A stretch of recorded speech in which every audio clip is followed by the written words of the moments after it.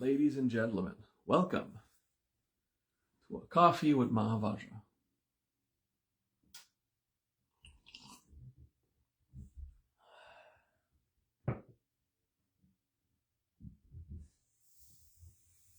Manasvin Nivedin Garimashanti.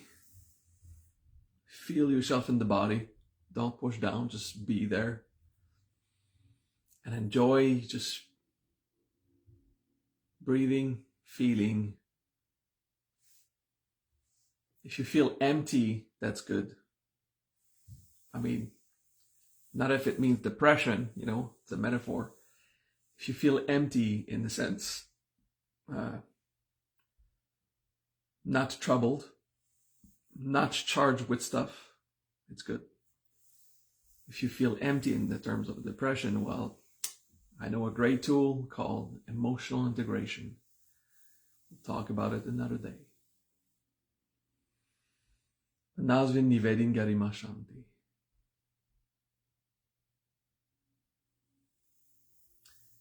Everything flows. And the flow is always right. That's not true. The flow always wins. Everything flows in the universe. The mechanics of fluid is universal and it's absolute. Okay? On the surface of the ocean, there are waves. Okay? And then you imagine the mountains are fixed. But mountains also flow like waves over hundreds of thousands of years, over millions of years. Nothing is absolutely immobile in the universe. Absolutely everything moves at one point. Just different scale. Because everything has a level of fluidity and a level of viscosity. And everything flows.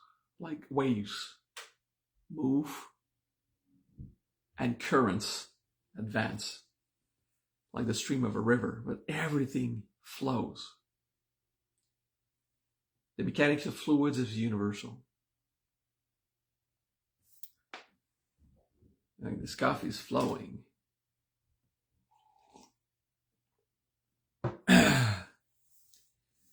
So the mountains don't seem to flow, but they flow. But obviously the blood in our veins flows, and it would be visible, but if you can see the blood flow in your vein, maybe you have a little problem. You should go to the hospital. You should not be able to see that. Right now, at least. Cars on the street. Let's say you're driving, when you're a driver, and there's 3 stages in driving. There's 3 stages in any operation to negotiate with the world, if you want, okay? Perception, decision, and execution. Perception is to see everything. We take driving on a road as an example, okay, but it applies to everything. Decisions at your job and, just how you cook, it operates, it have perception, decision, execution is a 3-stage from what you see to what you do, okay? So there's time to perceive what's going on. And then you take a decision based on this perception. So there's a cognitive process going on. And then there's execution. That too takes time, okay? So take time to perceive information. It takes time to decide what to do with it, and it takes time to execute it. To pass a signal from your mind to your body to do it, and then for your body to actually do the action, okay? So if we take driving on a road as an example, if you're doing it with your intellect, and basically that's how we do it when we train, when we are practicing to drive, you're looking at everything. It takes time to just perceive all the information. It takes time. then it takes time to take a decision. Okay, what do I do with this? Especially if it's intellectually, if it's conscious and controlled. And then it takes time to execute the maneuver.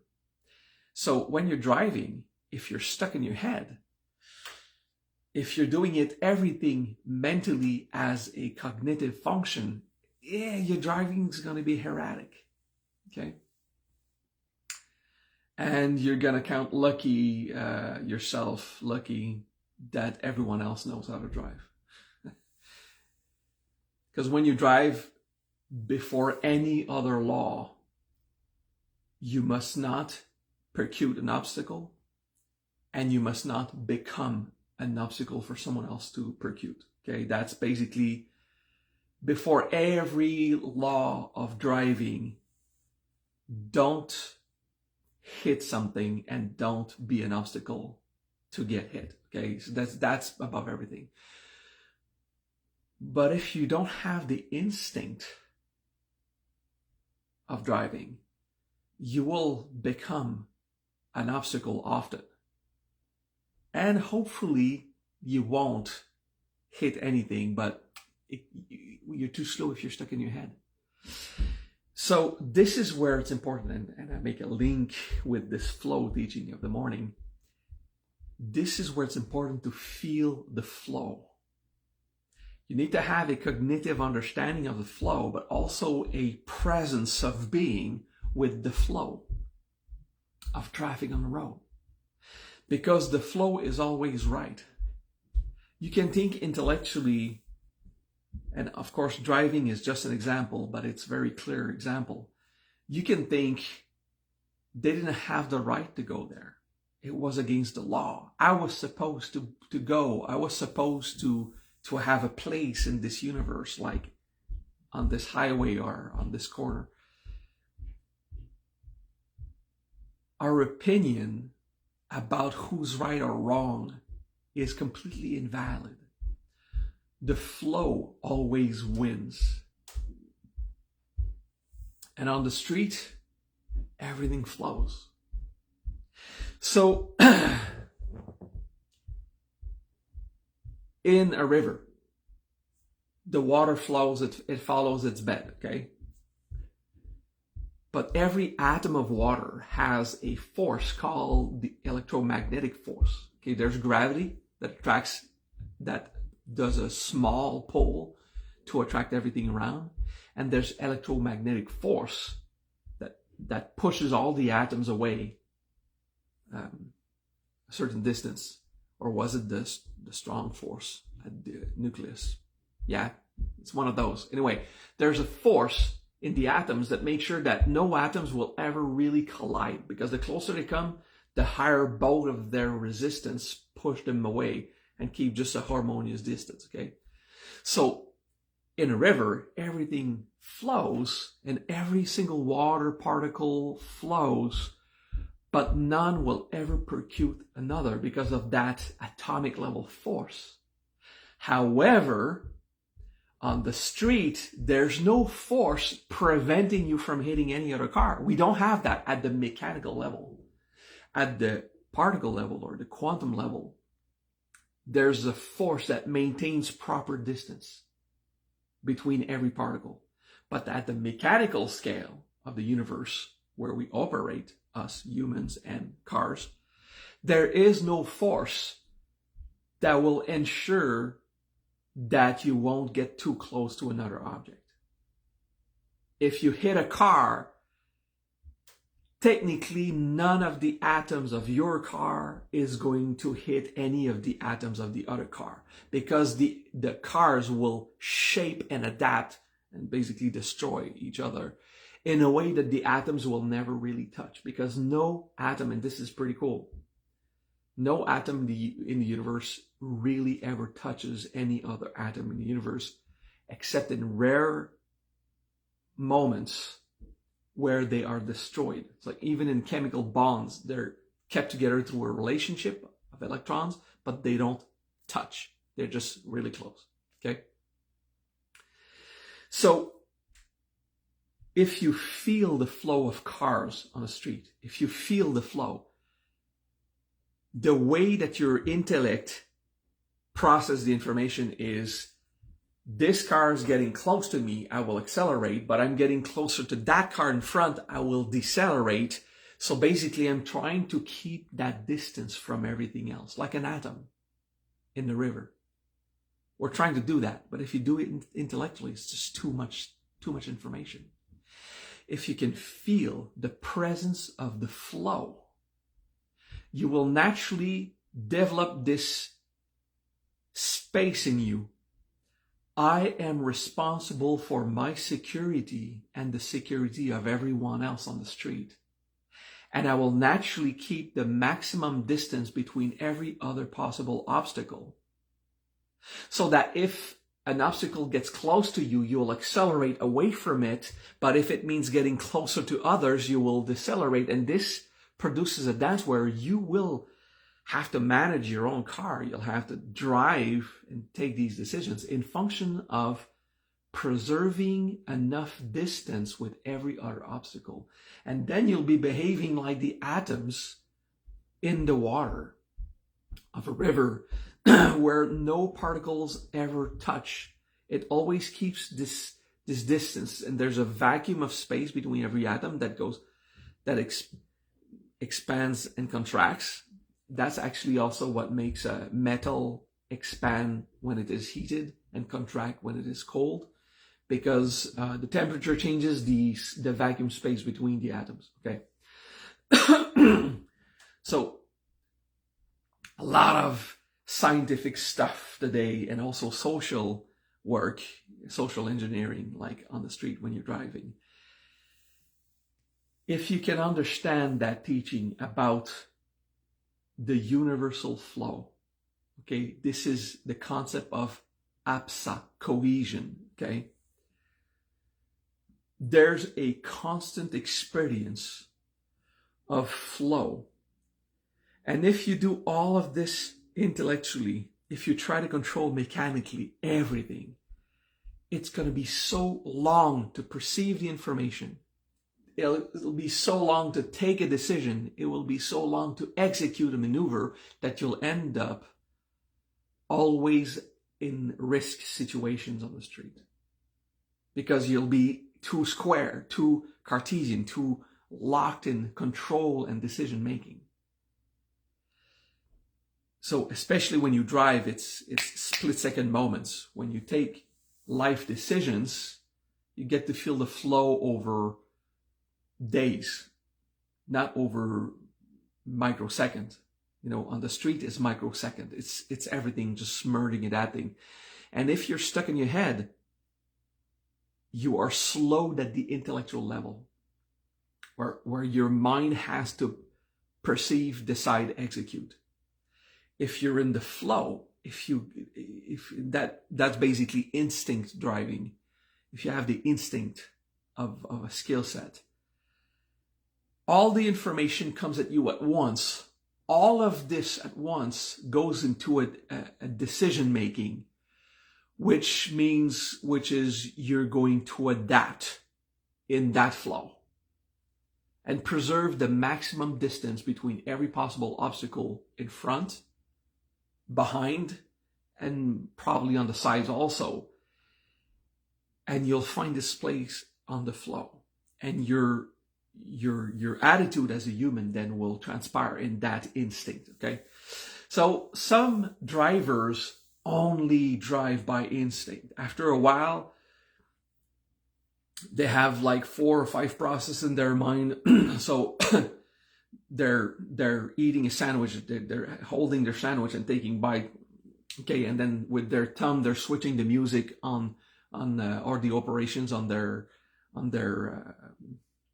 media player on their car, while maybe having a conversation, maybe changing the volume, having a conversation with someone at work. So the sandwich operating the audio device to hear the person that you're having a conversation with, and the conversation is something at work, so you're doing a process of your thing at work and you're driving.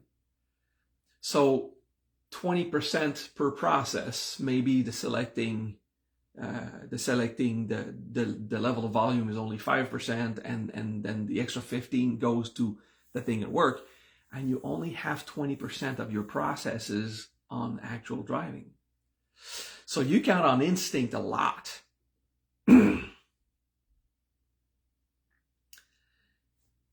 That becomes dangerous, because the best way to drive on the street or take life decisions when you have day-to-day basis is to have mental presence which has a slow PDE, perception, decision, execution, but also a presence of instinct about the flow that has a very quick perception, decision, and execution.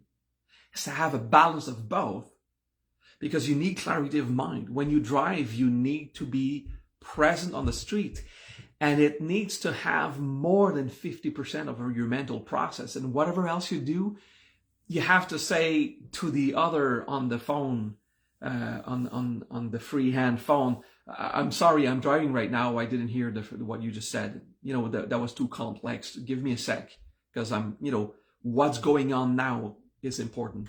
Because when I drive, or when I take life decisions over a few days, I'm responsible of my security and the security of all others around me. On the street is security. In life is happiness or peace, quietude, harmony. You choose what matters for you. Okay. So feeling the flow in life over a few days, or on the street, split second, it's a skill set. It's APSA value if you want, but APSA mostly. The cohesion, the place where you fit and flow. Because the flow always wins. I used to say in the past, the flow is always right. In the sense, it will win. The flow will win regardless of your opinion. The flow's always right, you're always wrong. Then talking about it with someone, realizing, but I was right. It was my time to turn. I was right. The flow was wrong. Okay, so I changed my phrase to, the flow always wins. Even if it's wrong. Even if it's not following the laws. The flow in nature is always right.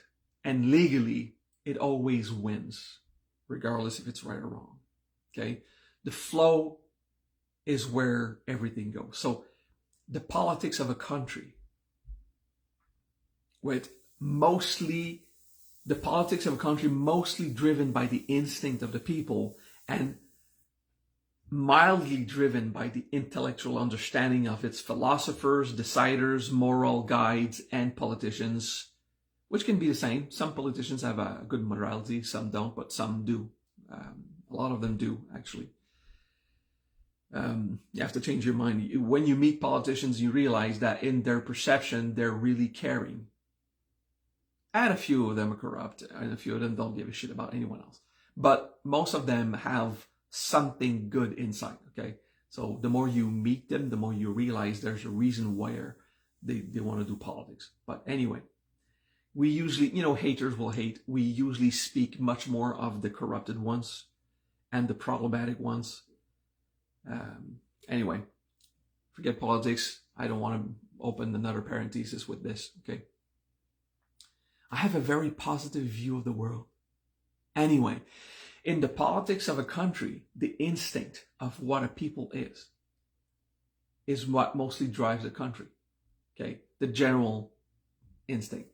So, like in the flow of cars in the street, if you're kind of angry, not just today, but as a person, you have anger issues, you're an aggressive person, your instinct will always be to, you'll be intense, you'll be taking space, you'll be cutting, you'll become an obstacle. You'll say, this is my space, fuck off, and the others will have to break and adapt because they are not wanting to hit you, okay? Percussions is nice in music, not nice on the street, okay? Well, driving. So if you're afraid, you're always going to be hesitant. Like two people that I know that when it's time to get into the highway, you have to enter at the speed of the traffic. The traffic is going 100 kilometers an hour or 60 miles an hour.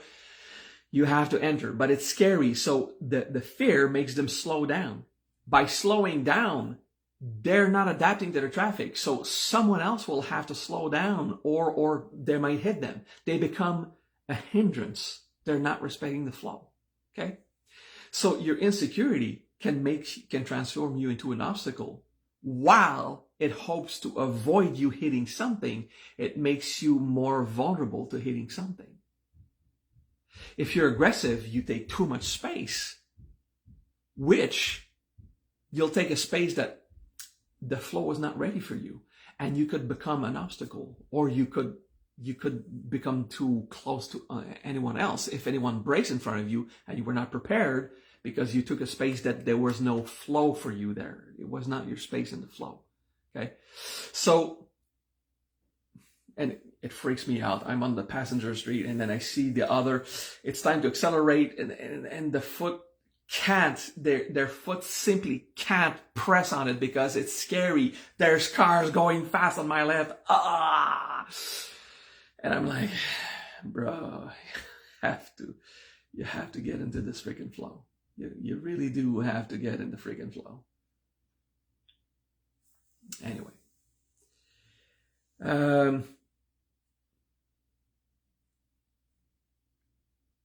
The instinct we have will be highly affected by our level of virtue and our qualities as a human and how we are in the street. And I'm not a sportive, aggressive driver. I'm mildly reckless. So I'm quite happy that with all the training I have in my mind, prudence, and feeling my presence in the flow, for me, it's like Qigong, but not intense Qigong, more like flowing Qigong, is always breathing and going into the flow. So driving, I'm like that, but I'm not imprudent, but I'm kind of reckless on the surface in the sense that if there's no one at a stop, like I really consciously see, not just instinct, consciously see, there's no one at least 200 meters, that's 500, 600, 700 feet. There's no one. I barely make the stop. I just go. Okay. That's not legal. That's not how you're supposed to. You have to do the complete stop, put your signal, look around, 5-point looking mirror, okay? And I just barely, I slow to almost a stop and go on, which is not that bad, which is, a lot of people do that. But the moment that there's someone, just in case the other is not at the stop yet, but in case they were not seeing the stop and would not stop, the moment there's someone, I do a full complete stop. But if there's no one, well, my son tells me that I drive recklessly because I don't follow the law blindly every single time.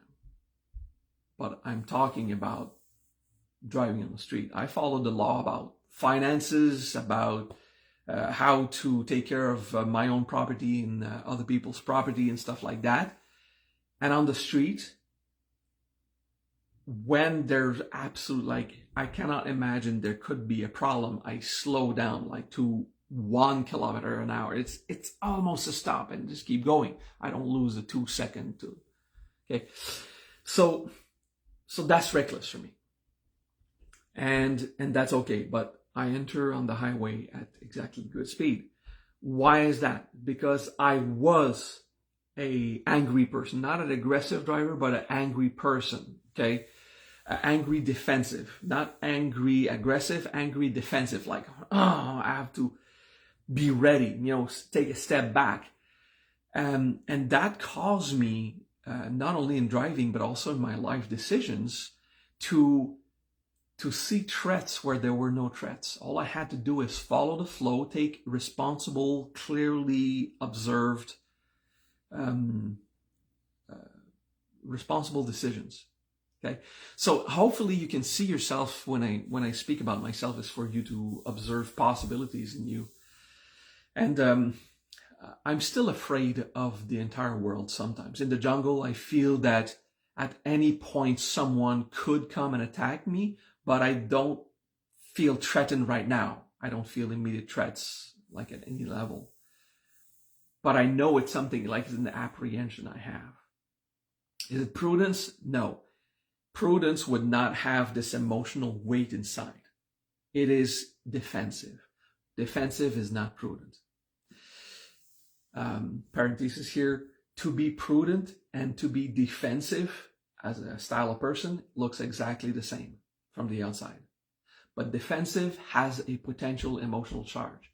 So I am a prudent person as a virtue, but also defensive as someone with who went through a lot of aggressivity, subjected to violence and aggressivity and threats in life.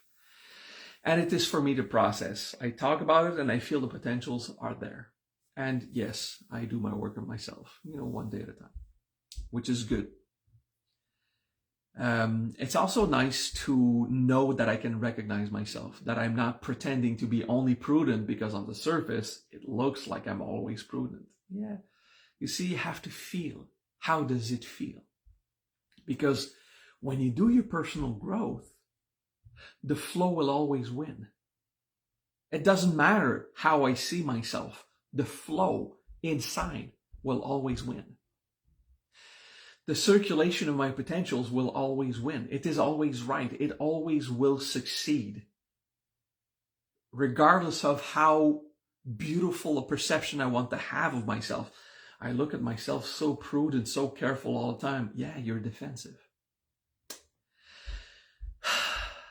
The virtue and the human, not quality, it's not quality, but the human stance, it's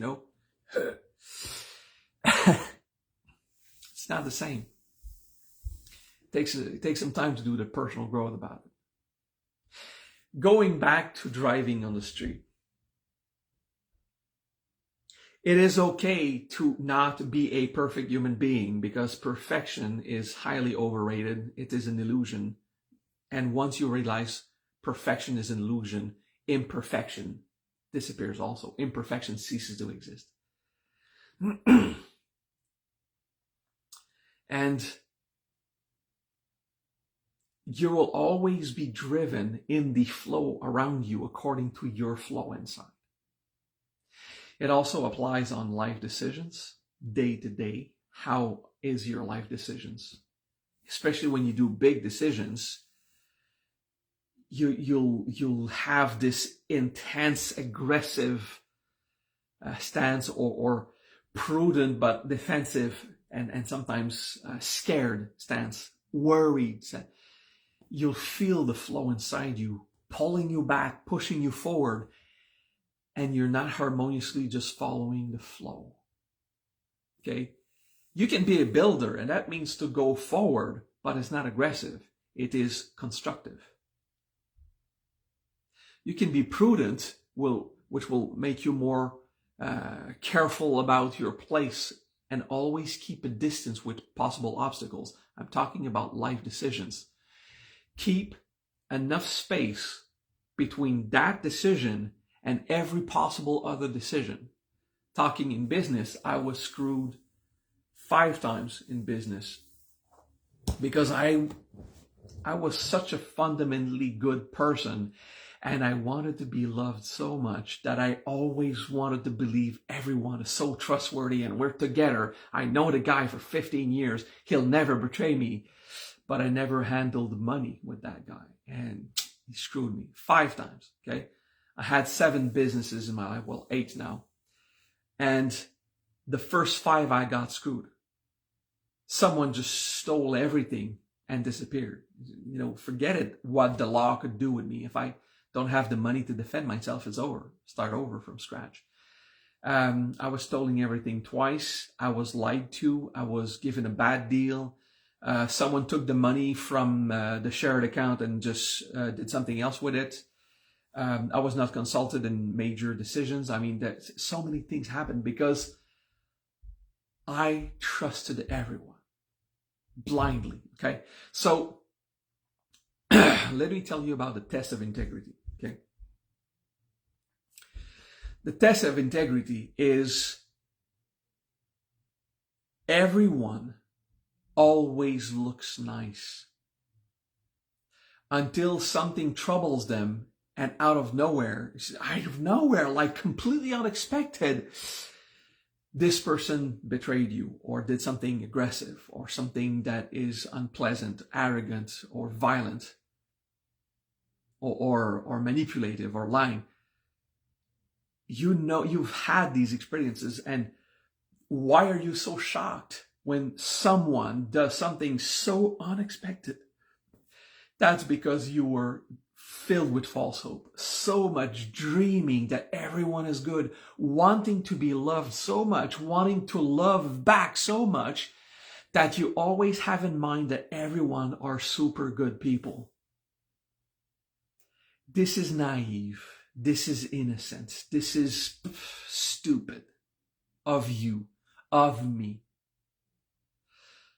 The test of integrity is until you have seen someone in a hard place in their life, not a hard place at the restaurant waiting for their order a bit too long, not a hard place on the street, but until you have seen someone in a hard place in life where they could take any vicious action and they stayed virtuous, good people. Until you have seen that, that person has not passed the test of integrity for you. You have not seen the possible violence, mischief, and betrayal in someone until you have seen them handle a terrible, terrible life situation, whether with you or with someone else. You know, a surface clue is look at how they behave at the restaurant with the waiters. Because usually they're super nice with you because you're having a conversation, but look how but they're always criticizing the service, always criticizing how people are. Look at how they are with others while you're with them. With them, you and me and you, wow, we're super cool. But then they give you clues of how they are with others. Like, they tell you a story how everyone is terrible with them at work. If absolutely everyone is hard with you in life, your friends, in your family, at work, maybe the problem is you. You know, if everyone is hard with a person, maybe that person attracted it. Okay, but that's just a clue. Okay, sometimes the environment is hard. I know a person that is still a very good person, but her work environment was terrible. It was the work environment, because sometimes it happens. But anyway, you'll have clues just conversing with people because everyone seems so close, but you'll see a bit of reactions towards the others and how they deal with, you know, the others but that's because the other is a bad person. Okay, it's a clue. But when you see them handle a terrible situation or a possible greed situation where there's money there on the table, it's not theirs, but it's just there for the taking. Will they take it? Okay. The test of integrity for me is of a Arbatel level severity. Okay. For me, it's an extraordinary amount of demonstration of integrity that must be required before I trust someone. I'm currently business partner with a person. I was in the past with another one, because these are people who have passed the test of integrity. For me, there are people that even if they start to have very bad human reactions, problems, difficulties with me, they will keep a window open for negotiation, for a virtuous resolution of any possible conflict. Okay. My girlfriend is someone that I trust in life decisions. She is not someone that I trust on the street. She's one of the worst driver that I've ever met. She is watching right now. I really like that she's watching this because she does a lot of decision making in the head and she looks 20 meters in front of her, which scares me. But the thing is, she never had an accident. She was always safe. There was never a problem. I see sometimes because the other drivers are good and they brake fast and I see stuff she never sees. But I feel still safe. You know, she has passed the test of integrity in the sense that she's doing her best and she's taking presence. She's not the worst driver I know. She's just the worst driver that I accept to be seated with. Okay, parenthesis. But her decision making is slow on the street. You know, like insecure and always very close to others. But then I have to think that she was always driving in a place where every car is close. Barcelona, Italy, where every car is minuscule. Everything is 2 centimeters away from everything else. And I learned to drive in Canada, where you have always 15 feet, you know, around everything. So there's a lot of my own perception there, you know. So that's about, you see, I wanted to say my experience about the driving to show that this person that I'm not comfortable. Well, no, I am comfortable because, you know, I also have trust and faith in her. But it's not the safest environment, but as a person, she has passed the test of integrity. In terms of life decisions, if the absolute worst would happen between me and her, she would remain virtuous, regardless how hurt she would be. You see, this is the test of integrity with me. It's not about trust in little life situation. About the driving, there's an example, okay? And I also hope she will rewatch the entire video where I gave examples of how to drive and feel the flow and APSA value and everything. I'm sorry, too much personal stuff in this video. I'm sorry, babe. I will shut up now. A little bit of coffee. It's okay. She has my permission to talk about me in public in front of her friends or in class, and it's okay. I'm certain I have a lot of personality traits that are not ideal because I know myself.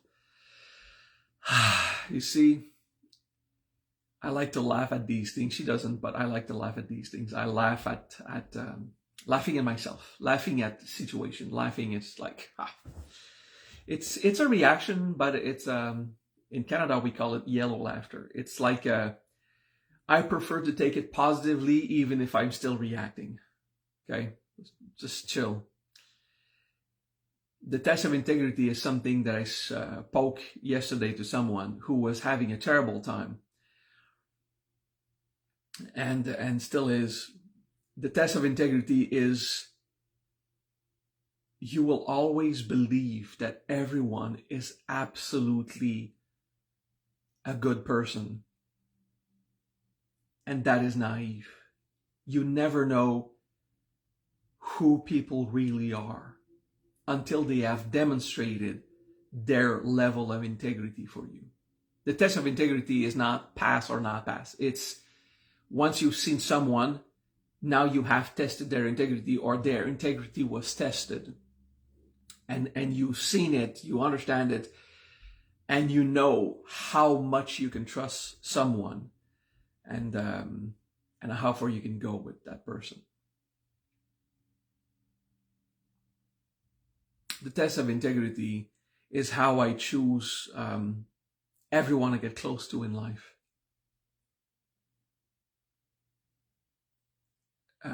I've heard rarely, but a few times amongst my student base, like, how do I get close to Maha? How do people get close? Like, how is it like some people are actually his friends? I have seen them in the worst situations remain virtuous. And that's how I knew this kind of person would not come close to me and then abuse of my kindness or use me or betray me if one day they react with my behavior, because, you know, I am who I am, and sometimes I'm kind and sometimes I'm not. So remember that perfection and imperfections are illusions, highly overrated.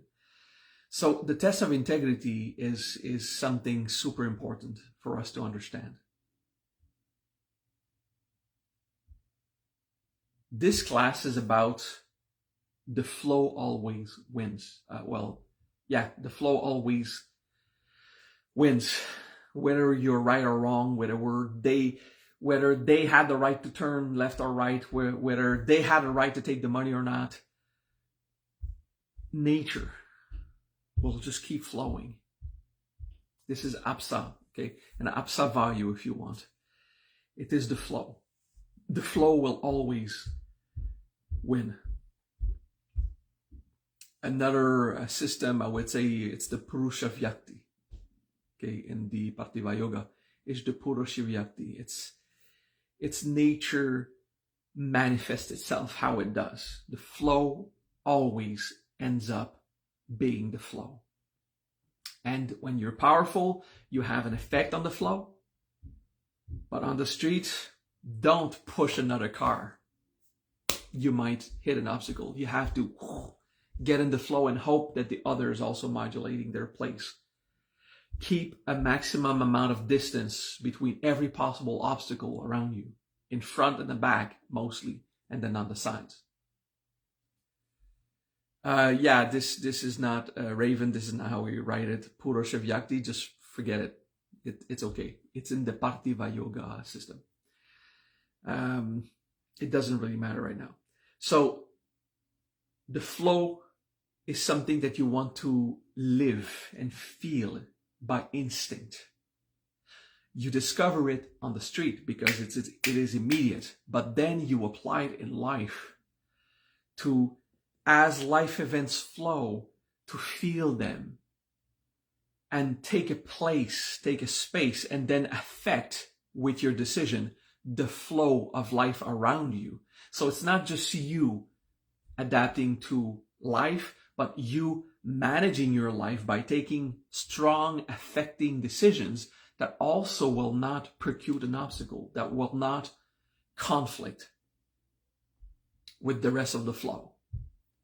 So that you'll have a space, you will be influencing your immediate flow of life. And that takes a same amount of mental presence, but also instinct and manasvin. Or, manasvin nivedin garimashanti. The manasvin of the presence of being. Yeah.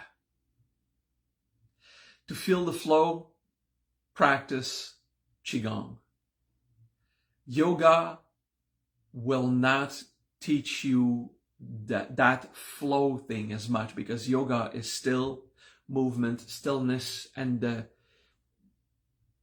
there's a lot of time spent into the observing part. Qigong, Tai Chi, will eventually get you into the feeling of it. First you do intellectual movements, and then you try to feel your energy, and then you combine, and eventually you feel the flow, and you learn existing Qigong routines until you do your own instinctive ones. But first learn the existing routines made by masters of Qigong. And Qigong will show you, feel that flow. And then apply it on the street, apply it in your daily life, and you get a broader understanding of the mechanics of fluids of consciousness and karma. This entire class we were speaking of karma, causality. All right, peace.